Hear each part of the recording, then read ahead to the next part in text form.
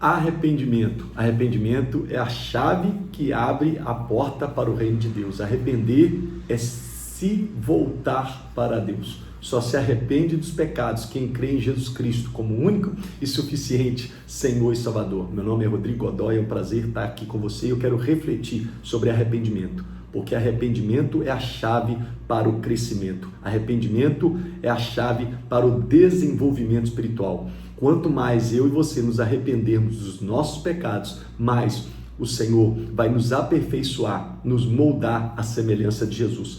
E é interessante porque arrependimento é mudança de mente, mudança de atitude, mudança de comportamento, mudança de vontade, mudança de pensamentos. Arrepender-se é fazer segundo a vontade do Senhor. Eu quero também declarar aqui para você, antes de eu declarar Provérbios 28:13, veja mais uma definição de arrependimento. Arrependimento, vamos repetir comigo assim, ó. Arrependimento é uma mudança de atitude. Arrependimento é uma confissão de pecados. Arrependimento é um reconhecimento que eu estava errado. E aí Provérbios 28:13-14 vai dizer assim, ó: o que encobre as suas transgressões jamais prosperará, mas o que as confessa e deixa alcançará misericórdia. Queridos, nós precisamos entender que quem não se arrepende fracassará, nunca prosperará. Vou repetir isso: quem não se arrepende dos seus pecados fracassará, nunca prosperará. Sabe por quê? Porque o maior obstáculo do arrependimento é o orgulho. Uau, vou repetir isso: o maior obstáculo do arrependimento é o orgulho, porque arrepender é confessar os pecados e deixar os pecados. Arrepender é confessar os pecados e abandonar os pecados. Arrepender é soltar os pecados, é deixar para trás os pecados, é afastar-se do pecado. Em outras palavras, quanto maior for o meu temor a Deus, ou seja, o meu respeito a Deus, menor será o meu pecado, ou menos eu vou pecar.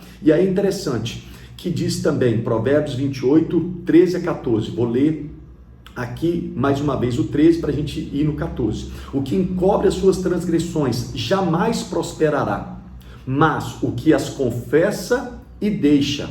Transgressões e pecado é a mesma coisa, porque o pecado é a transgressão da lei, o pecado é desobedecer a Deus, o pecado é fazer a minha vontade e não a vontade de Deus. E aí diz, mas o que as confessa, ou seja, as transgressões, e deixa as transgressões, ou seja, os pecados, alcançará misericórdia. E Provérbios 28, no versículo 14, vai dizer assim, ó: feliz o homem constante no temor de Deus, mas o que endurece o coração cairá no mal. Vamos orar? Repita assim comigo: Senhor Deus e Pai, que o meu temor ao Senhor, que o meu respeito à tua santidade, ao teu caráter, seja não somente constante, mas progressivo, e que eu jamais endureça o meu coração com relação às convicções do teu Espírito, com relação aos princípios da tua palavra.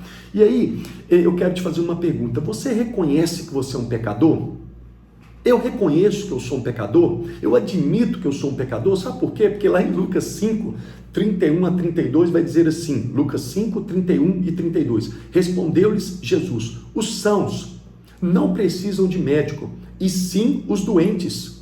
Não vim chamar justos, e sim pecadores ao arrependimento. A palavra de Deus vai dizer em Romanos 3:23, todos pecaram e destituídos estão da glória de Deus. Romanos 3:10-12, como está escrito, não há justo nenhum sequer, não há quem entenda, não há quem busque a Deus. E aí no versículo 12, Romanos 3:12, para concluir esse raciocínio, vai dizer assim, ó: todos se extraviaram, a uma se fizeram inúteis, não há quem faça o bem, não há nenhum sequer. Nós precisamos entender e compreender que todo ser humano foi, ou veio, melhor dizendo, de Adão e Eva. Adão é o pai, é o cabeça da raça humana. Eva é o útero da raça humana. Deus é o criador da raça humana, mas nós recebemos de Adão e de Eva o vírus mortal chamado pecado. Então existe um mal dentro de nós incontrolável por qualquer força humana, exceto a única força que pode controlar o aguilhão do pecado, que pode dominar o pecado, é a pessoa do Espírito Santo. E quando eu me arrependo, anote isso, guarde isso no seu coração: arrependimento gera acessibilidade à pessoa do Espírito Santo. Somente o Espírito Santo pode me libertar. Somente o Espírito Santo pode me convencer do pecado, da justiça e do juízo. É por isso que o único pecado que não tem perdão é a blasfêmia contra o Espírito Santo, porque se retirar de nós o Espírito Santo, nós não vamos nos humilhar, nós não vamos nos render, nós não vamos reconhecer de fato o nosso estado lastimável sem Jesus. Então nós precisamos, no nome de Jesus, entender e ter acima de tudo a humildade que nós temos cometido pecado contra o Senhor.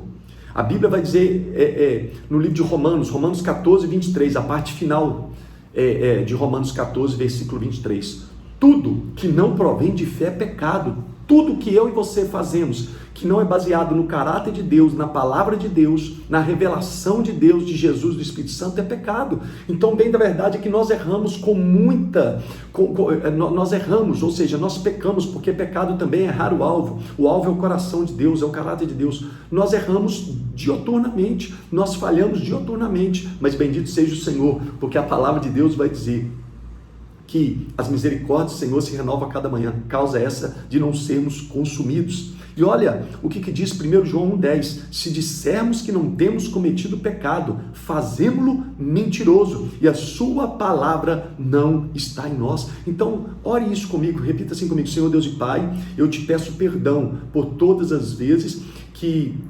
eu não me arrependi, que eu não me humilhei, que eu não me entreguei. Repita assim comigo: Senhor Deus e Pai, me ajude a rasgar o meu coração na tua presença. Porque em 1 João 1,9 vai dizer, ou seja, um versículo acima de 1 João 1,10. 1 João 1,9 vai dizer: se confessarmos os nossos pecados, Ele é fiel e justo para nos perdoar os pecados e nos purificar, ou seja, e nos limpar, nos remover de toda injustiça. Então guarde isso no seu coração, querido.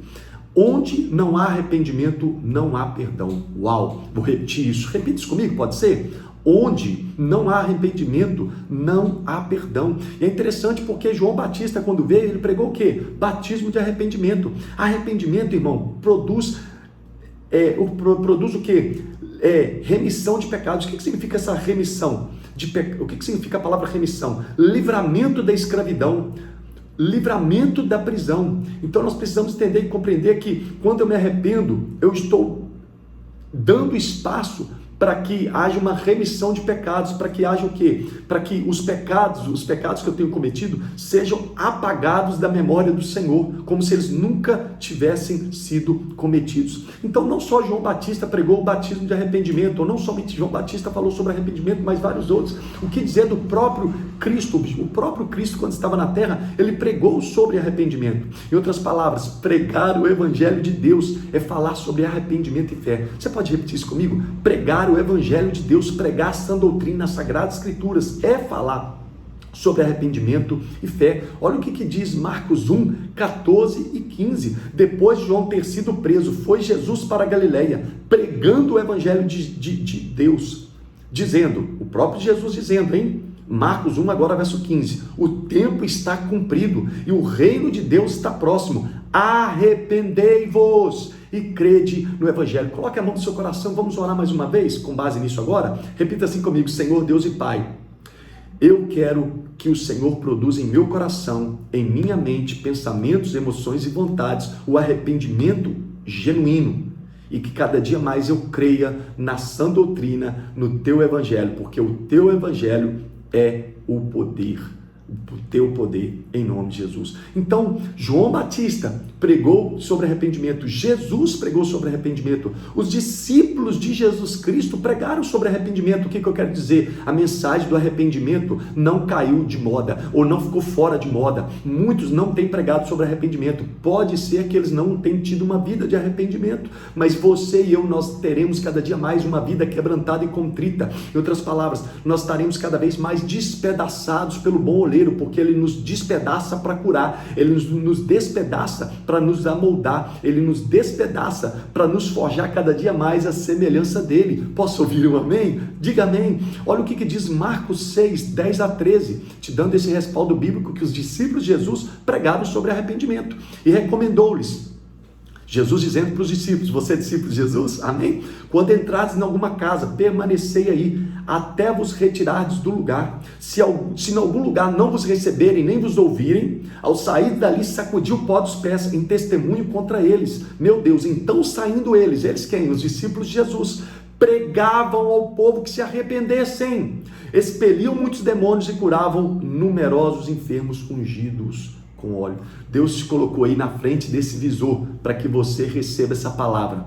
Não pare de viver em arrependimento. Não pare de ter um estilo de vida de quebrantamento, de humilhação, de rendição ao Senhor. Mas acima de tudo também, seja uma carta viva do arrependimento genuíno pelo Espírito Santo, com base nas Sagradas Escrituras. E acima de tudo, viva pregando arrependimento, com palavras e sem palavras. O que dizer de Pedro? O próprio Pedro pregou sobre arrependimento. Respondeu-lhes Pedro, Atos 2,38. Respondeu-lhes Pedro: arrependei-vos e cada um de vós seja batizado em nome de Jesus Cristo para remissão dos vossos pecados e recebereis o dom, ou seja, o presente do Espírito Santo. Pedro pregou sobre arrependimento e uma grande colheita ele recebeu. O que eu aprendo com isso, queridos? Arrependimento é o caminho para o batismo com o Espírito Santo. Uau, eu vou dizer isso de uma outra forma. Pode ser que você tem 30 anos de igreja, 10, 15 anos, 5 anos de igreja, 3 anos de igreja, e você ainda não foi e você ainda não foi batizado com o Espírito Santo, porque pode ser que falta você se arrepender de alguma coisa, de alguns pecados ou de vários pecados. Então ore isso comigo: Senhor Deus e Pai, me revele as áreas que eu preciso confessar e abandonar os pecados. Senhor Deus e Pai, eu não aceito obstáculo à pessoa do Espírito Santo, ao meu espírito. Em outras palavras, arrependimento te torna acessível, desobstruído para o fluir do Espírito Santo. E eu declaro que o Espírito de Deus vai te convencer dos seus pecados e, consequentemente, você vai estar receptível, acessível para o batismo com o Espírito Santo. Posso ouvir um amém? Já indo para a conclusão, mas antes deixa eu te falar Atos 17, anote isso, Atos 17, 30 e 31. Sabe o que diz? Ora, não levou Deus em conta os tempos da ignorância. Agora, porém, notifica aos homens que todos, em toda parte, se arrependam. Queridos, entenda uma coisa: Jesus pregou sobre arrependimento, os discípulos de Jesus pregaram sobre arrependimento, João Batista pregou sobre arrependimento, Pedro, todos os discípulos, mas acima de tudo, o próprio Pai, anote isso, o próprio Pai, o próprio Deus Pai, ele pregou, notificou, exortou a necessidade, a urgência, o mandamento de se arrepender.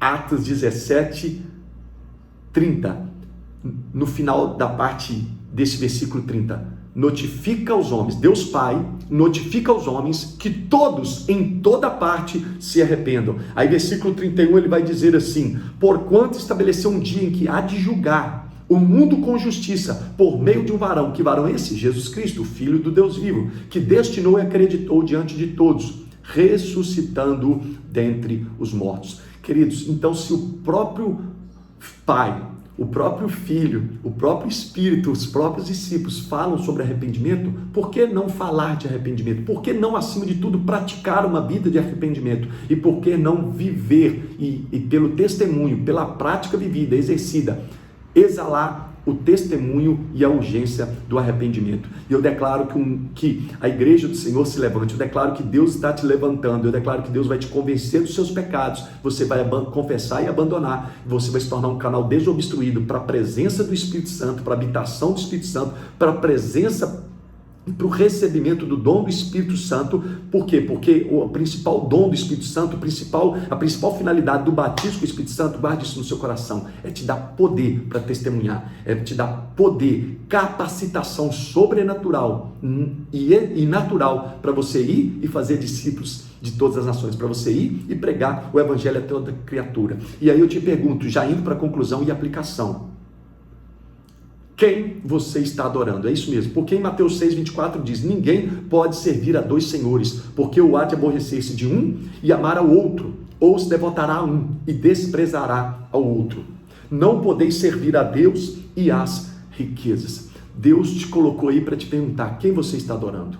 Porque o fato de não se arrepender, tome cuidado, você pode ser o seu próprio Deus. Meu Pai do céu, vou repetir isso. Se você não tem uma vida de arrependimento, de quebrantamento, de rendição, de entrega ao Senhor, ao Espírito Santo, tome cuidado, você pode ser o seu próprio Deus. E ninguém pode servir a dois senhores. Mas eu declaro que cada dia mais você se renderá ao senhorio de Cristo. Amém? Mateus 6,33 vai dizer: buscai, pois, em primeiro lugar, o quê? O reino de Deus e a justiça de Deus, e todas essas coisas vos serão acrescentadas. Mas 3 perguntas para você aqui agora. Quem é a prioridade na sua vida? Qual pessoa é a prioridade na sua vida? Você mesmo ou Deus? O seu cônjuge ou Deus? Os seus familiares ou Deus? Em outras palavras, também uma outra pergunta: quem é o dono do seu tempo?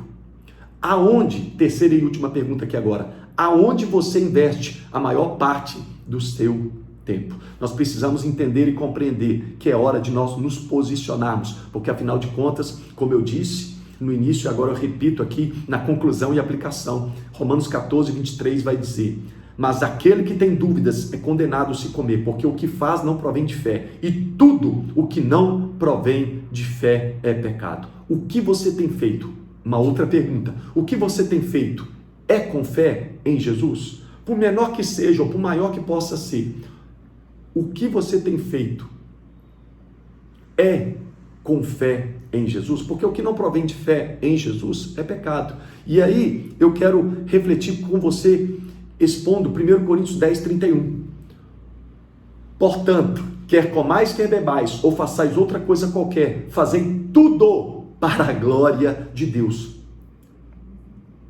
O que você tem feito, por menor que seja ou por maior que seja, é para a glória de Deus?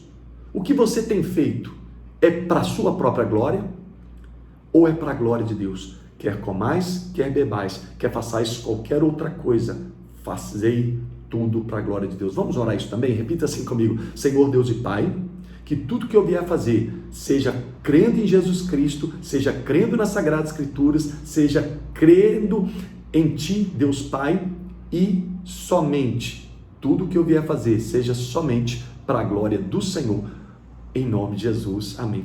Fazer tudo para a glória de Deus é fazer tudo para a honra de Deus. Querido, não busque se promover, promova o reino de Deus, promova Jesus Cristo, promova o Espírito Santo. Salmo 51:17, já estou no finalzinho. Salmo 51:17, vou ler em 2 versões. A oração de Davi, quando ele cometeu o pecado de homicídio, de adultério, o profeta o confronta e ele imediatamente confessa os seus pecados. Lembra de uma passagem dessa oração de Salmo 51, quando ele vai dizer assim: pequei, contra ti somente eu pequei. Lá no versículo 10 de Salmo 51, ele vai dizer assim: cria em mim, coloque a mão no seu coração e vamos orar a palavra de Deus, porque quem ora a palavra de Deus já tem a resposta. Então vamos orar Salmo 51, verso 10. Cria em mim um coração puro e renova em mim o espírito inabalável. Se Davi, um homem segundo o coração de Deus, ele pediu: Senhor, cria em mim um coração puro, ele reconhecia que dele mesmo ele não conseguia fazer bem algum. Se Deus não desse para ele do zero, do nada, um coração puro, cria, ou seja, não existe, passou a existir. Ele reconhecia que Deus, se o Senhor não me der um coração puro, eu vou continuar errando, eu vou continuar adulterando, eu vou continuar matando, eu vou continuar pecando. Mas o Senhor deu um coração puro para Davi. Eu declaro que Deus vai dar um coração, que Deus está dando um coração puro para mim e para você, em nome de Jesus. Posso ouvir um amém? E aí Salmo 51:17 vai dizer: sacrifícios agradáveis a Deus são espírito quebrantado, coração compungido e contrito, não o desprezará, ó Deus. Salmo 51:17. Vamos ler em uma outra versão, o mesmo texto, Salmo 51:17. Sacrifício aceitável para Deus é o espírito quebrantado, ó Deus. Tu não desprezarás o coração quebrantado,